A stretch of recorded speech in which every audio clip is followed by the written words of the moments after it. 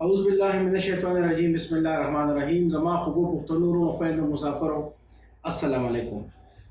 تاسو خدمت کیږي او بیا زری ما او نن به تاسو یو بل کیسه کومه بل څه چې د شهریار باچا کیسه مخ کې بوزو بل چې شپشونه دی خور ته بل کیسه شروع کړه باچا امر یا هم د کیسو شو کیسه ناس نو دی وته کیسه شروع کړه چې د چین په پیکینګ خار کې داسې کیسه وچیو سړی او سیده غریب سړی ټاک په درځي تو کار وکاو چا هو نه می جامې نه وروړو خو بعد سکورتي به په کولو او گزاره دا روانه و دوی اوزویو اوزوی یو لوپر ټیپو بس واره بغرځي ته د دې تربيت نه ورشو بده په پړې ور چولې تعلیم ورونه کو یو غربت او دوی خبره دا و چې هغه د پرانو الګانو سره شو نو بس یو خبر هو بغرځي ته خبره به نه اوریدا نو وسو غربت او صدا غریب دی زیبو هم یو بس دی مرش چې دی کله مرش یارانو بدالک پاتې شو د خزه پاتې دی سړي خزه پاتې شو د مور نو دا چې څه وشو چې د مور د تډیر مینه ته چې د پلار په دکان کې نه او سټک پک بکی کې گزاره به څنګه رواني خود نه منله ولې دی د بیروزګارۍ ده ته زیدي موړې نو باندې مور غریب به کزه به کارونه کولو گزاره روانه وا ان تر دې چې دا لګ داسې د شپاړو زول له سوکار شو نو ورته کوڅه کې لوبي کول نه ناشتا سړی راغی دته आवाज وکړ چې دته आवाज وکړ ته د پلان نوم واغستو ویل کده د پلانې سړي زوی دوه چې یاو کاکا د خدا غوښوي ما نو بس وته یې ما غله بوزا دوه ته تروغه خو وته کالو شو چې مړ دی بدی سړي بزان راي خې چې زمارو مرشد دې دې دا شروع شو دي کاکا سو یو زما پلان وستا پلان خو زمارو وېزو په ورکوالي هغه سره مې جګړه وکړه وېزو دا غنو تختې د مندستان ته د دور مو د زبار مو زراله مې چیرې خپل روډ به وینم نه مور شوی دی بدل چې کوم دی او 2 روپۍ ورکړل چې پورته لړ شو مور ته وایي چې سبب مې زستا تریم او سبب زر اعظم بس یاره د هلک کور ته تللی دی چې دې کور ته تللی مور ته ویلي چې یاره بیبي داسې کیسه وچې ناشنا سړی راغلی و لباس یې د وطن نه د بل وطن لباس و او د دادا نوم یې واغشته چې وایي چې دا زه د هغه وروړی یم هغې ویره پلار خو داسې خبره نه وه کړې ما ته چې د روډ شته یا نشته خو زه کېدای شي اتفاقا یې نه کړي د هغه ورور یې په ریښه زه سبا راشي خبرې به ورسره کوو چې سبا شوی دی نو دي روټۍ موټۍ بندوبست کړی دی ولا نو 2 روپۍ ورکړي دي لپاره ډېرې څه سامان یې راوړو अहिले چې دې ماسپوتانې راغی نو دې څه تحفې تحایف راوړو د جامې مامې راوړې او فروټ میوهجات یې راوړو دی خوشاله شو چې دی خوشاله شو نو روټۍ موټۍ دې سره وخوړه دې سره ضرور خبرې وکړه چې یاره زما ورور داسې و داسې دا سړی اصل کې د افریقي جادوګرو او دې په یو خاص مقصد چین ته راغلو او دې له دوکه ورکوله د ده په دې الګ کې مقصد و د الګ داسې و چې د الګ د ده د کار و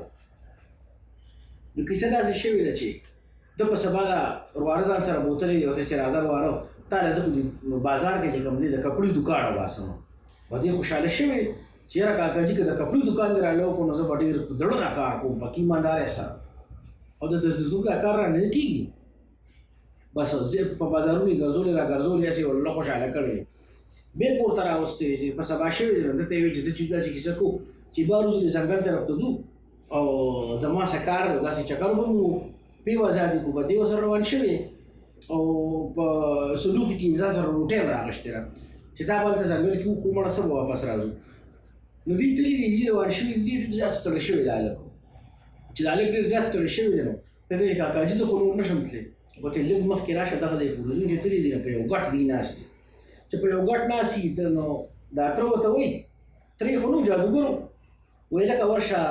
خشاک مشاک راغونډ کړې دا خانم چې روړ چې دا ګرمه کو دا روټۍ که نه ترکاري نو دا هلک تللی دی خشاک مشاک یې راغونډ کړی به چې ده اور بل کړی دی نو ده سره یو تیلی و دی جادوګر سره یې راغشتی او دا تیلی نه په اور څه ورولي او څه منترې وایي چې منترې شروع کړو د یاره زلزله راغله چې زلزله راغله نو د هلک منډې کړه چې د هلک منډې کړه بعد د ګریوان نه راوړي چې ودرېږه چاته تښتې څه ودرې چې زلزله ده ځمکه به مست وي وایي ودرېږه درته دې نه ودرېد بس یو شړک یې تېز دی چې شړک یې تېز دی کابو کړی زلزله مو لاړه چې زلزله ودرېدلې وته چې بچي په ارام کښېنه دلته داسې کیسه ده چې یو ډېره غټه خزانه ده ته ما هغې له راوستې او هغه خزانه که تا ترلاسه کړه نو ټول عمر چې کوم دی نو ته به مزې کوې نو دا ورته چې خزانې لپاره به څه کوم کاکاجي نو د جادوګر ورته چې دا کاڼ یو کاڼی راښکاره شوی زلزلې سره وایي دا ګټه خوا که دی ده نه دا ورته دا ګټ خو ډېر زیات غټ دی دا چې تا خوا کولی شم نو د جادوګر سره په لاس ګوتمه او دا ګوتمه راویسته ده ته یې ور واچوله وایي اوس پې کوشش وکړه بچې د دې هلک نوم الدین و بچې الدین پې څنګه دغه کړی کاڼی ډېر په اسانۍ سره خوا شوی دی چې کاڼی یې خوا کړی یا لاندې یو غار ښکاره شوی نو د جادوګر ورته وایي چې ترې د ځانه د جوړ کړو وایي بچي ورکوز شه دې ته او زه دې پرې پړي ورکوزوم پړي ورته ورکوز کړو وایي ورکوز شه او دې کې ورته داسې کیسه وکړي چې دې غار کې ته مخکې لاړ شو نو 3 برنډې دي او د 3 برنډو نه اخوا چې کوم دی نو یو باغ دی او د باغ نه اخوا یو تاخ دی په تاخ کې یو ډیوه بله پرته ده نو ډیوه چې ته راوالې به مړه شي ډیوه ماله راورسوه خو چې د دې طرف نه ځې نو چې ستا ګورې څه سره ونه لګي هسې نه ستا څه دیوال سره یا دغه سره کپړې ټچ شي یا ته ټچ شي نو ګورې د کاڼي شوی وي ورسه به ختم وي الدین ته په پړي ورکوز کړی چې ورکوز کړی د الدین مطالب په خپل کتابونو کې ویلو دی خو جادوګر نو د جادو علم داسې نو هغې کې د خزانې لیدلې وه د دې ډیوې متعلق د چې کوم دی نو اورېدلي او هغې لپاره داسې یو لږ دا د طاقت نه بار و دا ډیوه راغوستل ولې دا خو جادوګر دا یو انسان راغوستل نو دا د طاقت نه بار وه نو ده د هغې لپاره د دا لږ منتخب کړو ځکه چې هغه چا راغوستی شو نو هغه خوبې ټولې په دې الدین کې وي نو الدین یار تللی دی چې اخوا ورغلی دی 3 برنډې نه تېر شوی دی بیا باغ نه تېر شوی دی باغ ته یو خو بل خوا کتلي نو ونې د میوو نه ډکې دي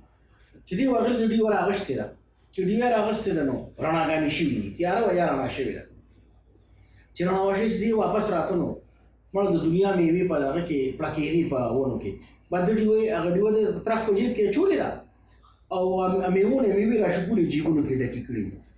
چې جیبونه ډک کړي دي دی راغلی دی مخکې دی خوا نو تر ته یې وایي چې بس رسۍ راکوزه کړه تر ورته چې ته ډیوه راکړه ده ورته ډیوه بالا درکوم نو ما جیب کې ډیوه لاندې را د پاسه پې ما بېلا میوې اچولې دي نو زه میوې غورځولې خو نه شم دونه په محنت مې راشکولې دي دې تر ورته یې ته زه ته چې ډیوه راکړه ده ورته یې پړې راکوز کړه نو دوی خو زه دیو نو دی ورو ورو سختېده چې تر د جادوګر ورته وایي چې نه ډیوه راکړه دې سختېدو ده ورته یې نه درکوم که ته بس ټول عمر په دې غار کې وخت تېروم خو ډیوه نه درکوم زد کې راغی نه بعد دې ترې چې کوم دې کاڼی راښکلې دی ده پسې دا خوله بنده کړې ده د دې ترخانې د دې چغې ورته والي لاندې نه چې کاکاجي ودرېږه ډیوه درکوم خو ما وباسه خو بیا هغه چته اورېدې شوه خو تلې چې هغه روان شو نو بیا د هغه خپله بیوقوفۍ باندې پریشان هم شو ولې هغه سره دا طاقت و چې ارادې بندولې شوه دغه خوله خو کولاولې نه شوه وایي چې یاره دا خو به دې مړوم شي او دا ډیوه هم پاتې شوه خو زه به ځم بعد دې ورکړی دی والوتې دی روغه تللی دی افریقې ته واپس تللی دی الدین پاتې شو چې الدین پاتې شو تک تور تم دی په غار کې الدین کله یو خوا طرف ته ځي کله بل خوا طرف ته ځي که چې سوچ یې دا دی چې دغه باغ ته وځم نو دا باغ کې هغه میوو رڼاګانې کولې نو رڼا به په دې اثنا کې د ده لاس داسې دیوال پسې مږلې شوی دی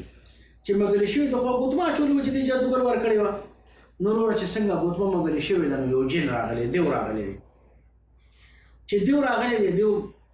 ده ته ویلي دي چې آقا وایه ستاسو خدمت وکړم ده ورته ته څوک یې زه د دې ګوتمې غلام یم دا کومه ستا چې په لاس ده او ته چې څه وایې زه به زما چې کوم طاقت کې به زه کوم وایي یاره دا چې طاقت کې ما دې غاړه ایستې شوي بلکل دې ایستې شم بدل یې په لاس ایښی دی او چې د سترګو راب کې د خپل کوڅې مخې ته کوز کړی دی چې کوز کړی دی خو ده دا تپوس کړی چې زما تر څه شو نو دیو ورته ویلي دي جن ګوتمې چې ستا تره نو دا خو دغه جادوګرو د افریقې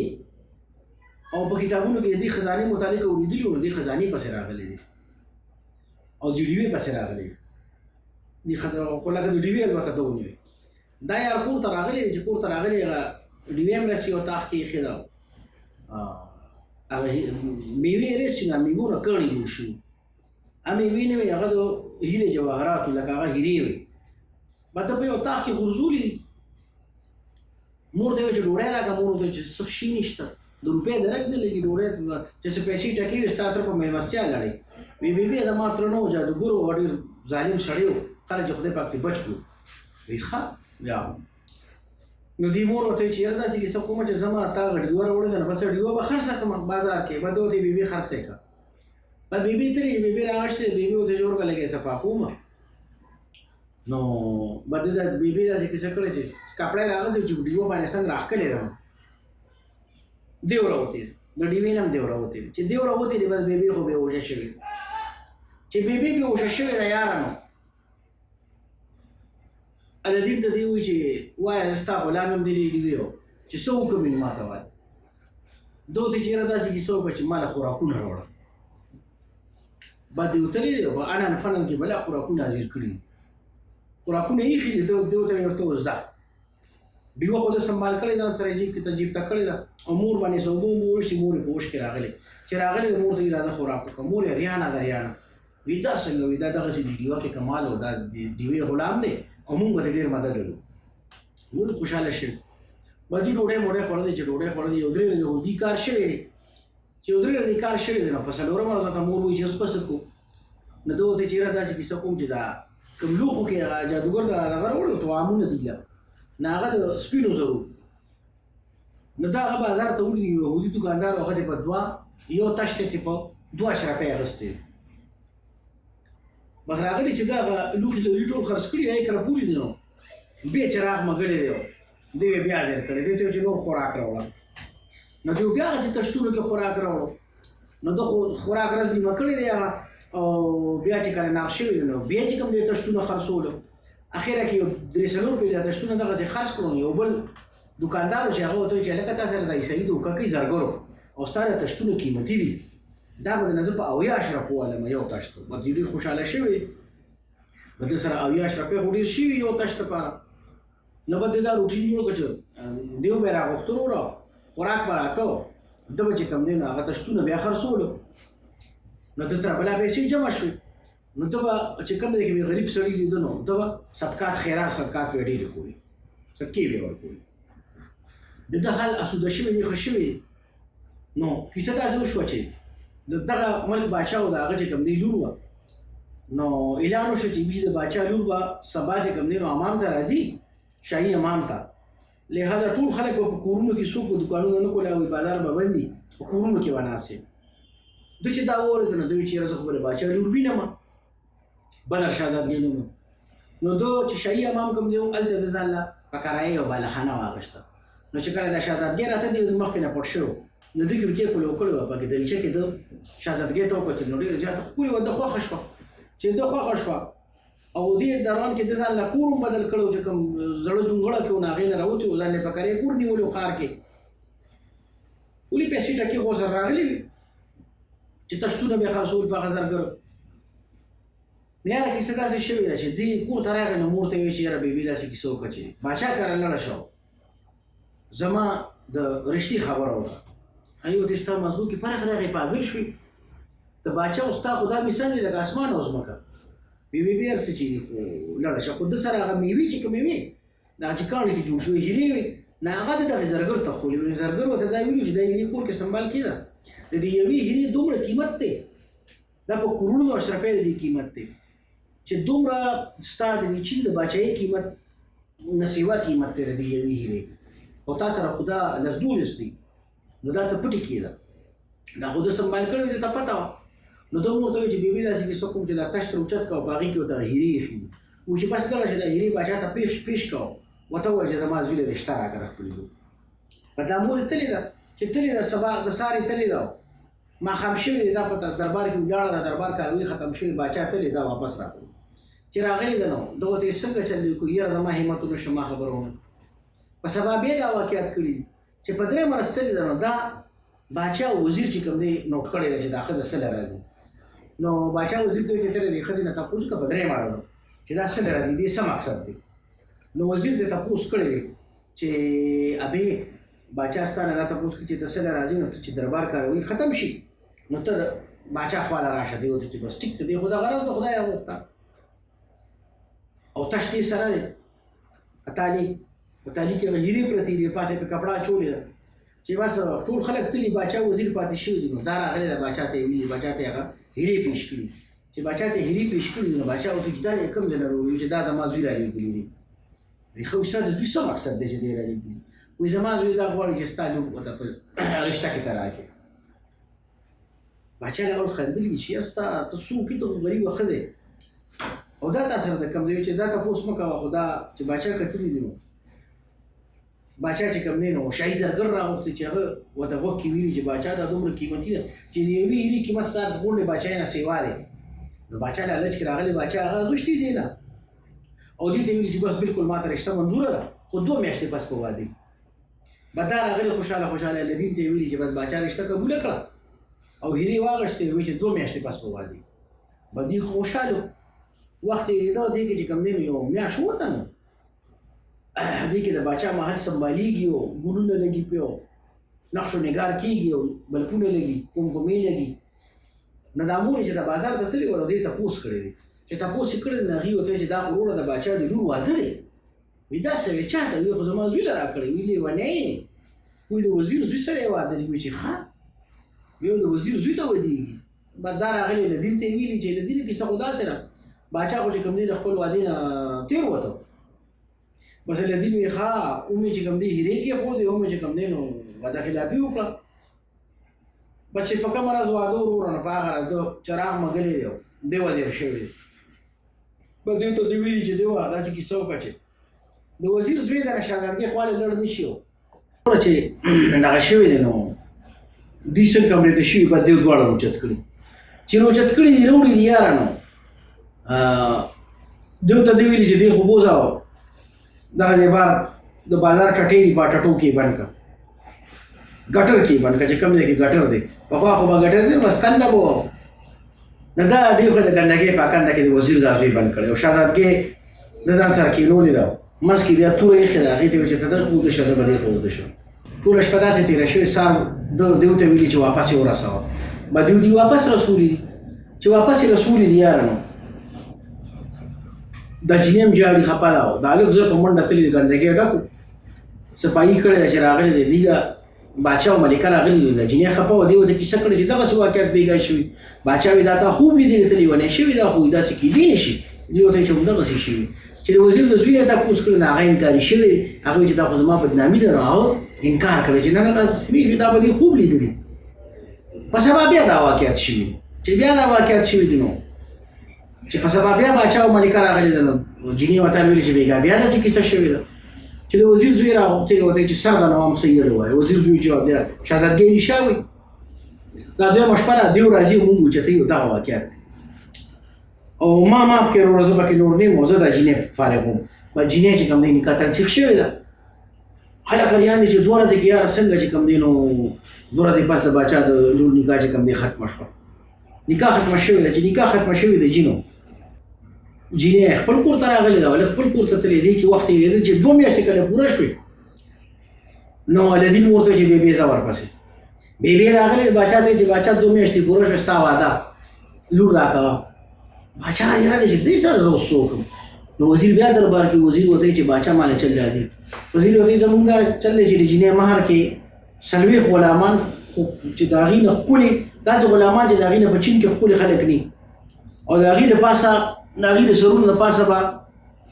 یو خانک وي په خانک کې به چې کوم دي 15 دړۍ سرې یو دړۍ سره به د یو غلام په سر او داسې 40 غلامان دا د جینۍ مهر دی دا تاسو راوړئ بچې بیا راغلي کور ته نو والدین ته یې ویلي چې باچا خو داسې ووایي والدین وایي چې بېبې غم مه کوه سبا به یې وله وړي وایي دا به ته د کوم ځای نه راوړي وایي ته بېغمه شه بس د چراغ مږلی دی دیو راغلی چې دیو راغلی دی دیو ته یې ویلي چې دغسې کسان حاضر کړه دیو ورته چې بېغمه شه بچې سهار شوی دی نو سهار له دي راپاڅېدلي دي چې 40 غلامان وره سره د خانکونو چې په یو خانه کې دړۍ سره او بس بوډۍ مخکې شوې ده غلامان ورپسې دي خلک کور تباشي کوي چې لکه داسې اش کوي وروره چې دا خو داسې خو چې ته د یو غټ باچا رشته ده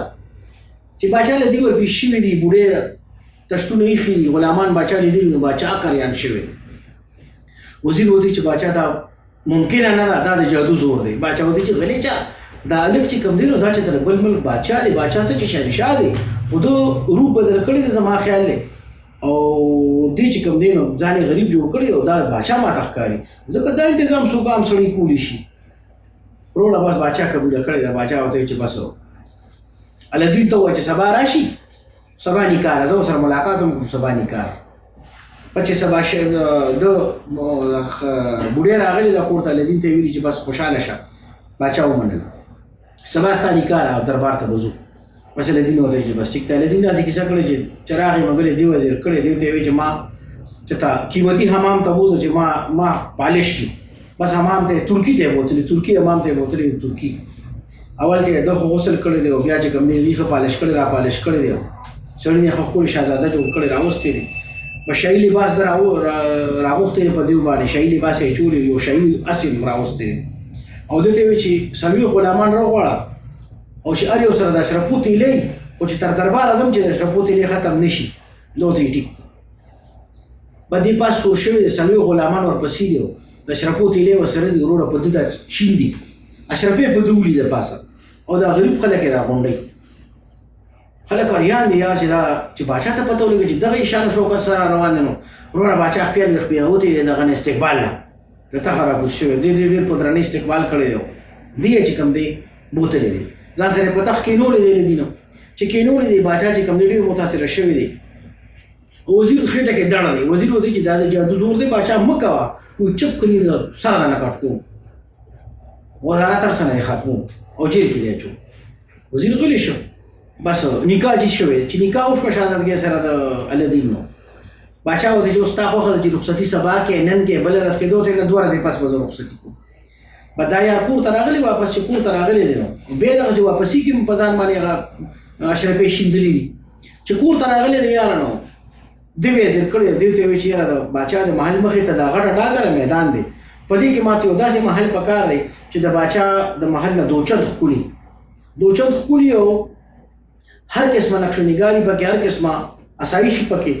چې د باچا په محل کې غني ودی کی. بده خدا ماته سبا پکار دی. دی وځي چې بس ټیک ورور شپه په شپه دی دا محل تیار کړی دی چې سار شوی دی. دا ته دا ویلو چې یو کالین مخکولي جوړ کې چې هغه زمانه د کور نه د باچا د کور پورې خور شوي چې باچا بيزي راځي چې په کالین باندې زی راځي. ټیک ده همدغه انتظامات شو چې دی را خود ته چې یو کوټه پکې یو کمره پکې ته ساده پرې دی، یو کمره پکې هغه ساده پرې خو ده، باقي ټولو کې هیره جواهرات او د سرو زرو کار شوی دی ورسره لګېدلي دي چې د ټول محل سیلو کړو خوشاله شي چې تا ډېر ښکلی محل جوړ کړو. دوی ته خو یې تازه او بس تللی دی رخصتي شهزادګۍ شوې ده. نو شهزادګۍ راوستې ده چې شهزادګۍ راوځي، شهزادګۍ کتلي دي. نو شهزادګۍ دې پېژندلی چې دا خو ما هلک دی چې 2 شپې زه تختولی وم. نو ته ته وایي چې دا تا ولې داسې وکړه؟ ده ورته ټوله کیسه کړې ده چې دغسې دغسې واقعیت دی، ته مې خوښ یې په دغه هلک مې سود نه وي او دا دیو زما غلام دی. به دا خوشحاله شوي چې لکه داسې خاور مې چې دوی پیریانو دیوانې چې کوم دی نو په غلامۍ کې دي خوشحاله شوي ده. نو به ده سره خوشحاله زندګي تېروله. به د ده مشغوله به دا وه چې د دا در محل چې ده جوړ کړی نو دې کې د یو بالکوني جوړه کړې وه، یو دریچه چې باچا به د خپل محل نه وکتل نو د دا محل به دننه ښکارېده ټوله، او دوی چې به د هغه ځای نه وکتل نو باچا محل به ښکارېده. نو دوی به هغه ځای نه یو بل له پیغام هم ورکوه. باچا به روزانه سهار د خپل د لور دا محل ته کتل د سارې مالې او لور به ورته په ټیرس کې ولاړه وه خبرې به یې کولې. نو کیسه داسې شروع چې دی به ښکار نه تللی دي بس بیا مشغوله پیسې دولت خو سره ډېر زیات و، ښکار مشغوله به د کوله او جینۍ به کور کې وه. افریقي جادوګر چې دلته نه تښتېدلی و نو سوچ یې راغلی چې یاره هغه له دین تپوس کومه بل علم او د علمي نجوم په ذریعې ځایچي راویستې چې جمدی دی که مړ دی. نو چې ځایچي راویستو نو هغه ته اندازه ولګي چې خو دلته نه راوتې دی او د باچا لور سره یې واده هم کړی دی او ډېر غټ په موضوع کې دی. نو دوی چې راشي اوس په انتقام علمه د انتقام په غرض یاره دی چې کوم دی نو چین ته بیا راغلی دی. چې راغلی دی نو دلته اندازه لګولو د دین په دغه دوران کې د دین تللی ښکارله. نو دوی چې چراغ ته ترلاسه کومه چراغ به دې ته څنګه لاسته کومه. نو دوی داسې کیسه کړې چې د بازار کې نوي چراغونه اخیستي دي ډیوې او په لارو کې چغې وایي چې نوي ډیوې والې زړې راکړې، نوي ډیوې والې زړې خرڅې کړې. خلک ورپسې خادم چې دا څه بېوقوف غر دی د زړو ډیوو په بدله کې نوي ډیوې ورکوي. ډېرو ښځو سره بدلې کړي دي او خاندلې مو ورپسې. نو د شهزادګۍ د دې د دین د محل مخې ته ګرځي راګرځي چې دلته نه به څوک روزي په یو عمره څوک راونه وتل خو په سبا د دې شهزادګۍ چې کوم و د الدین ښځه د باچا لور د دې یو کنیز ونه هغه په خندا خندا راله شهزادګۍ ورته چې ولې خاندې وایي چې بعد یو کمکل سوداګر راغلی دی او زاړه چراغونه ډیوې اخلي او نوې ورکوي وایي دا څه دی وایي یاره زموږ په طاق کې خو مې یو زاړه ډیوه پرته ده هغه ولې نه ورکوو دوی ورته چې راکړي شهزادګۍ چې یې ویسم که نه بس ورور شهزادګۍ کنیز ته ویلي چې دا ډیوه واله یو کمره کې هغه ایښې وه دا واله او نوې ډیوه چې کوم دی نو پرې راوړه بداتلې ده هغه یې ورکړې ده چې هغه څوک کتلي دي نو پېژندلې ده چې دا خو هغه ډیوه بس ټوکرۍ یې ورته ایښې چې دې کې کومه ډیوه اخلې هغه واخله بس هغې چې ډیوه اخیستې ده خوشحاله تللې ده کور ته بس دا یار لږ تر یو سیټه شوې ده بس چې مګلې ده دې ودېر شوې چې دې ودېر شوې دې ورته ویل چې دا چې کیسه وکړه چې دا محل سره د دې خلکو روچت کوه افریقې کې پلاني ښار ته ورسوه بس دې د حکم تعمیل کړی دی ورور اوچت کړی دی وړی دی او دې خو په ځنګل کې ښکار له تللی دی له دي نو شپه په شپه محل غیب شوی چې محل غیب شوی دی نو چې سار باچا راپاڅېدلي چې کتلي دي نو محل نشته هغه به روزانه کتل دریچې نه چې محل نشته نو باچا سخت تشویش کې شوی دی وزیر راغوښتی وزیر ورته ما راته نه وي چې دا جادو دی وګوره غیب شه څلور دی غیبه شوه زما خو دې نه اورېدلم باچا ورته خدای دې بېخوبه څه هر څه چې کېږي اوس غم کوه وایي دا ټول د الدین کار دی او الدین ګرفتاروم و تا سره یې دوکه کړې بس وروره دوی چې کوم دی نو سپان الدین پسې فوجیان لېږلي دي ځنګل ته الدین یې ګرفتار کړی دی الدین ورته چې زما قصور څه دی هغې ورته چې قصور دی دا دی چې ستا محل غیب شوی سره ستا د ښځې سره مور او سره دا هر څه نوکرانو مال هر څه دی غیب شوي به چې دې باچا له راغلی دی نو چې دې کله فوج ګرفتار کړی دی نو دې خو ډېر رحمدلو په خلکو ډېر احسانونه کړو ډېر مال دولت یې په خلکو ویشلو نو خلک د ده ډېر ګرمېدو نو خلکو چغې والې چې دې پرېږدی دې ازاد کړې دې ازاد کړې خو چې محل ته راغلی دی یاره نو خلکو د محل ګیراو کړی دی باچا وایي چې بس کېد کې واچوئ بس پالسي کې وزیر یې پالسي کوي چې خلک راجمع شوي د باچا دغه نه محل نه نو وزیر ورته وایي چې خلک باچا ده ورته چې ماله مهلت راکړې او دوی وایي چې وجنو یې نو وزیر باچا ته ویلي دي چې باچا خلک راغونډ شوي بغاوت راته کېدو والی دی ده له مهلت ورکړه نو باچا ولې 40 ورځې مهلت ورکړی چې 40 ورځې مهلت یې ورکړی دی نو ده داسې کیسه کړې ده چې دې هغې پرېښې دي چې بس 40 ورځې سره شهزادګۍ پیدا کړه به دې راغلی دی چې دې راغلی دی یارانو دې په یو ځنګل کې ناست دی خفه پریشانه د غر د پاسه بس څو چې راغلی چې یاره بس ځان وجنم رسېدې خو نه شم مقدار دی چې غیب شي ما در خو دونه طاقت نشته یو چراغ و راسره د ګوتو ووتو بس ده ځان د غر نه رغړولو چې رغړولې دی یارانو دې ورسره غړي وو د ده په لاس خو ګوتمه د ده یېره وه په پریشانۍ کې نو هغه کاڼي سره رګړ هغې خوړه دی چې رګړ یې خوړلی نو د هغې خوم دی و هغه حاضر شوی دی چې دې حاضر شوی دی نو هغه چې کوم دی نو ده ته وایي اکا څه وکړم وایي بلاول مې رامنې کړم مړ کېږم بس هغه رانیولی دی په یو سپا ګټې کېنولی دی وایي وایه څه وکړم وایي راته ووایه محل مې څه شو شهزادګۍ څه شوه وایي هغه خو جادوګر راغلی او داسې داسې واقع ټول واقعات یې ورته ویلي شوي دی هغه چې کوم دی نو محل وړی دی ویې رسوم یې وله به ده ورته سترګې پټې کړه چې الدین سترګې پټې کړي دي نو د سترګو په رب کې دې افریقې ته رسولې و د خپل محل مخې ته کوز کړ چې دا محل ته کتلي محل خو دې پېژندلی بس پټ پټ کېده چې چا سره زما ملاقات وشي نو دریچې ته یو خادم راوتې وه د ده چې کومه زړه خادم وه چې د دې ځای نه جادوګر کومې تختولې وې نو چې هغې لیدلې نو خوشحاله شوې شهزادګۍ پسې په منډه تللې چې راشه الدین راغلی دی هغې ویل لیونې ویل الدین په 2 ورځې کې دلته څنګه ورسېدو موږ په افریقا کې یو او جادوګر دوی ته ویلي دي جینۍ ته چې بس ته ښه جړاګانې وکړه 3-4 ورځې چې د جړا باندې زړه موړ شي ځکه تا پسې نه الدین راتلی شي نه ستا پلار راتلی چې ته اوس زما په قید کې ما ته به غاړه ږدې نو دا غریبه خو په خفګان کې وه دوی ورته راشه دي نوکر یې ورته وایي چې درته یې وښیم چې دا کړکۍ ته راوځي چې الدین یې لیدلی دی نو بس دا ډېره زیاته خوشحاله شوې ده بس الدین یې په یو پټه دروازه را دننه کړې دی الدین ورته وایي چې بس ته کش مه کوه زه بندوبست کوم بس الدین بیا وتلې غلې غوندې او د ګوتمې هغه جینۍ حاضر کړی دی ورته یې وایي چې یاره داسې کیسه وکړه چې ما داسې یو دوکان ته بوځله په ساریچیل ته خطرناک زهر میلاوېږي بس هغه دوکان ته بوتلې دی هلته چې کوم دی د خو تیز زهر اغوستي وي او راغلې هغې شهزادګۍ له پټ ورکړي چې دا واله زه دې کوڅه کې پټ یم او چې دې راشي نو به ده سره په مینه خبرې او څوک او دا ته په شربت کې واچوم په شهزادګۍ چې دغه راغلي جادوګر نو ډېر په خندا په خوشحالۍ ده ته جامې بدلې کړي ځان یې ښه سنبال کړی دی خندا په خوشحالۍ ده ته چې کوم دی هرکلی ویلی دی جادوګر ورته ویلي سوچ ترې راغی یا سوچ پرې راغی اسم ما به خو څوک راتلی نه شي خو بس دلته یم نو ستا تابعداري به کوم ستا غلام یم بس بس ده ورته چې ډېر خوشحاله یم په دې خبره به دې ورته شربت پیش کړی چې شربت در باندې څښو په دې ورته شربت پیش کړی شی یې پکې ورته اچولی دی بچې جادوګر څنګه څکلي ورو جادوګر په ټکي مردار شوی دی چې مردار شوی دی بس شهزاده راغلی دی الدین او د جادوګر د جیبې ډیوه راایستله چې ډیوې راایستې ډیوې مږلې ده دی ولې شي دی ورته ویلې د بلا بچی شي تختوه هغه ځای ته وړه چې کوم ځای کې دغه به شپې ټایم و بس هغه دیو چې کوم دی اوچت کړی دی دغه یې وړی دی دلته محل او په خپل ځای یې ایښی دی باچا خو ډېر زیات پریشان و چې سبا سهار باچا را پاڅېدلی دی نو باچا د روټینو دغه دوران کې چې په منډه به راته تماشه به یې کولې چې محل شته و که نه چې کتلي دي نو محل روړ موجود بس باچا ډېر زیات خوشحاله شوی بس راغلی دی دته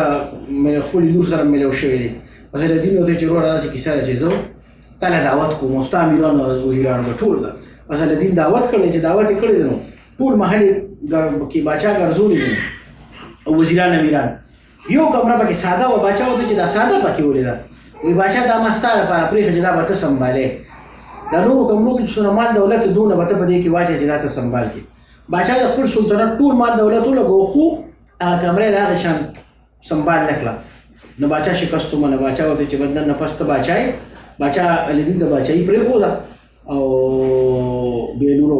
الدین چې کوم دی بله عمر باچایي وکړه د چینو او بیا ښه خوشحاله اوسېدو ښه رحمدلې سره یې وخت تېر کړو نو دا مې ته مختصر غونې کیسه وکړه مختصر خو نه وه ښه تاسو به ډېرو اورېدلي وي خو دا د شهریار باچا د دې کیسې یو حصه وه نو ستاسو ډېره مهرباني والسلام